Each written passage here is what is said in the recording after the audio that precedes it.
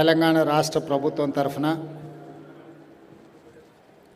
Aryavysya corporation chairperson కాల్వ సుజాత గారు,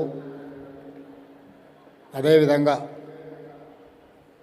ఆర్యవైశ్య మిత్రబృందం ఒక మంచి కార్యక్రమాన్ని ఏర్పాటు చేసి నాతో పాటుగా ఆంధ్రప్రదేశ్ మంత్రివర్యులు టీజీ భరత్ గుప్తాను ఇక్కడికి ఆహ్వానించి,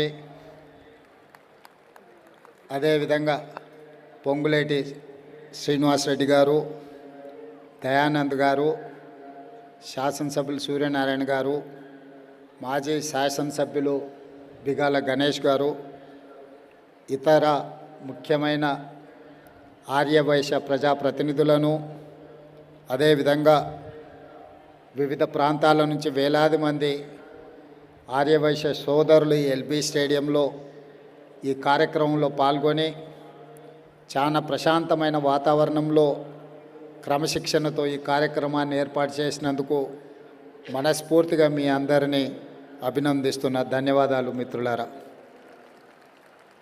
ఆర్యవైశ్య సోదరులంటే ఊరికొక్కరున్నా ఊరంతా వాళ్ళ చేతిలో ఉంటుంది. ఆర్యవైశ్య సోదరులు ఎక్కడ ఉన్నా ఈ రాష్ట్ర, ఈ దేశ ఆర్థిక వ్యవస్థకు వెన్నెముక లాంటి వాళ్ళు.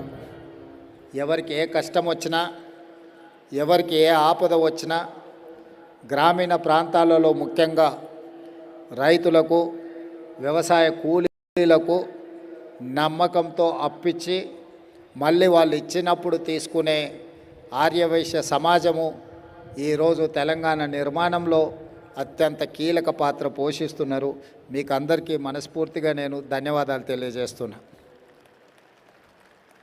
మిత్రులారా, మీరందరూ ఈ తెలంగాణ పునర్నిర్మాణంలోనే కాదు, ఈ తెలంగాణ యొక్క సంస్కృతి, తెలంగాణ యొక్క ఆర్థిక అభివృద్ధిలో మీరు భాగస్వాములు. ఈ మధ్యకాలంలో మొన్న జరిగిన మున్సిపల్ ఎన్నికల్లో కూడా 6 మున్సిపల్ చైర్మన్లు, 7 మున్సిపల్ కార్పొరేషన్లు ఉంటే ఒక మున్సిపల్ కార్పొరేషను ఆర్యవైశ్య సోదరులకు ఇచ్చి రాజకీయంగా కూడా మీకు గుర్తింపు, గౌరవాన్ని ఇవ్వాలన్న ఆలోచనతోని ఈరోజు మన ప్రభుత్వం ముందుకు వెళ్తుంది. ఈరోజు ప్రపంచంలోనే భారతదేశానికి గుర్తింపు రావడానికి, అదేవిధంగా రాజ్యాలు రాజుల చేతుల మారిన, రాజ్యాలు రాజుల నుంచి గుంజుకొని ప్రజాస్వామ్యంలోకి రావాలన్నా యుద్ధాలు జరగాలి, కుతుకలు తెగాలి, రక్తం ఏర్లై పారాలి, అప్పుడే అధికార బదలాయింపు జరుగుతుంది. కానీ అఖండ భారతదేశంలో మహాత్మా గాంధీ గారు శాంతియుతంగా అహింసతో ఒక యుద్ధాన్నే గెలవచ్చు అని చెప్పి ప్రపంచానికి కొత్త దారి చూపించిన గొప్ప తత్వవేత్త మహాత్మా గాంధీ గారు. వారు మీ జాతిలో పుట్టడము మీకే కాదు, భారత జాతికే ఒక గొప్ప గర్వకారణం. ప్రపంచంలో ఏ దేశంలో అయినా అధికార మార్పిడి, అధికార బదలాయింపు హింస ద్వారానే జరిగింది.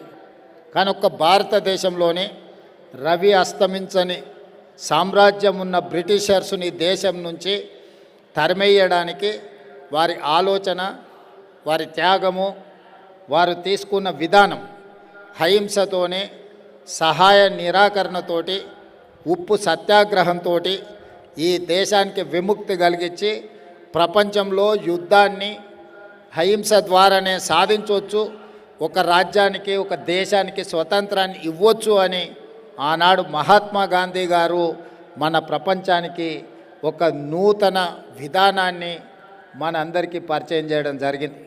వారి వారసత్వంలో శాంతియుతంగా అహింసా మార్గంలో ఈ దేశ అభివృద్ధిలో కానీ, ఈ దేశ రాజకీయ వ్యవస్థలో మీరందరూ ఆనాటి నుంచి ఈనాటి వరకు అప్పుడప్పుడు మీకు అవకాశాలు వచ్చినా రాకపోయినా, మిగతా వాళ్ళలాగా అవకాశాలు రాకపోతే కూడా మీరు మౌనంగా అవసరమైనప్పుడు ఆ అంశాన్ని గుర్తు చేసే ప్రయత్నమే చేసిండ్రు తప్ప మీరు ఎక్కడ కూడా క్రమశిక్షణను ఉల్లంఘించిన సందర్భం లేదు.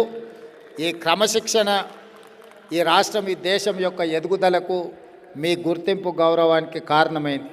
మహాత్మా గాంధీ గారే కాదు, పెద్దలు రోసయ్య గారు నాకు అభిమానం, నాకు ఇష్టమైన నాయకుడు. రోసయ్య గారు శాసనసభలో ఉన్నప్పుడు వారితో వాదించడం కానీ, వారు ముఖ్యమంత్రిగా ఉన్నప్పుడు ప్రశ్నించడం కానీ ఒక గౌరవంగా మేము భావించేది. రోసయ్య గారు కూడా నన్ను అదే విధంగా వయసులో చాలా చిన్నవాడినైనా కూడా నన్ను వారు వ్యక్తిగతంగా పిలిచి సూచనలు చేసేవారు.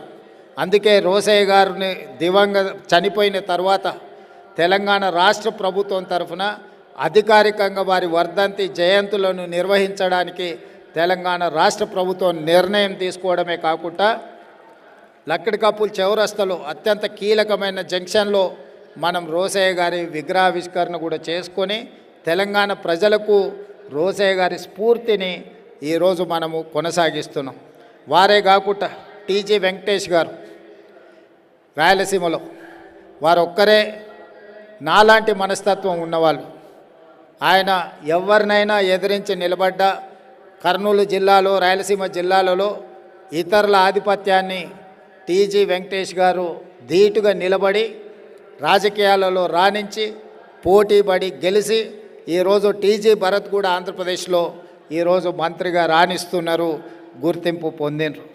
అందుకే మిత్రులారా, ఈరోజు ఆర్యవైశ్య సామాజిక వర్గానికి తెలంగాణ రాష్ట్ర ప్రభుత్వంలో సముచితమైన స్థానం ఉంటుంది, గౌరవం ఉంటుంది. ఈరోజు మీ అందరి అభ్యున్నతి కోసం మన ప్రభుత్వం తీసుకోవాల్సిన అన్ని చర్యలను, కార్యక్రమాలని తప్పకుండా తీసుకుంటుంది. ముందుకు తీసుకెళ్ళడానికి మన ప్రభుత్వం సంపూర్ణంగా ప్రయత్నం చేస్తుంది. అదేవిధంగా కాల్వ సుజాత గారు కొన్ని ప్రతిపాదనలు, కొన్ని అధికారిక కార్యక్రమాల గురించి చేయాలి అని చెప్పి వారు విజ్ఞప్తి చేసిండ్రు. తప్పకుండా నేను చీఫ్ సెక్రటరీ గారితో రేపు ఎల్లుండి మాట్లాడి ఈ శాసనసభ సమావేశాలు ముగిసే లోపే అధికారికంగా ప్రభుత్వం తీసుకోవాల్సిన చర్యలను తప్పకుండా తీసుకోవడం జరుగుతుంది. మీ ఆలోచనలే ఈ ప్రభుత్వం యొక్క విధానం. ఈ ప్రభుత్వంలో మీ గుర్తింపు, మీ గౌరవానికి, మీ అవకాశాలకు ఎలాంటి భంగం కలగకుండా చూసే బాధ్యత మా ప్రభుత్వం తీసుకుంటుంది. ఇంత మంచి కార్యక్రమం ఈరోజు మీరు ఏర్పాటు చేసి ఈ కార్యక్రమానికి నన్ను ఆహ్వానించి మీలో ఒకడిగా మీరందరూ అభిమానించినందుకు మీ అందరికీ మనస్ఫూర్తిగా మరొకసారి కృతజ్ఞతలు, ధన్యవాదాలు తెలియజేస్తూ మీ అందరి దగ్గర సెలవు తీసుకుంటున్నా. మా సుజాత గారు చెప్తున్నారు ఇది గిన్నిస్ బుక్ రికార్డ్స్ అని. గిన్నిస్ బుక్లో మీరు చేరినందుకు మిమ్మల్ని అందరినీ మనస్ఫూర్తిగా అభినందిస్తున్నాను. మీ అందరికీ అండగా తెలంగాణ రాష్ట్ర ప్రభుత్వం నిలబడుతుందని తెలియజేస్తూ మీ అందరి దగ్గర సెలవు తీసుకుంటున్నాను. ధన్యవాదాలు మిత్రులారా. Thank you sir. అండ్ అలాగే సీఎం గారికి ఫెలిసిటేట్ చేయవలసిందిగా సుజాత గారిని రిక్వెస్ట్ చేస్తూ ఉన్నాము.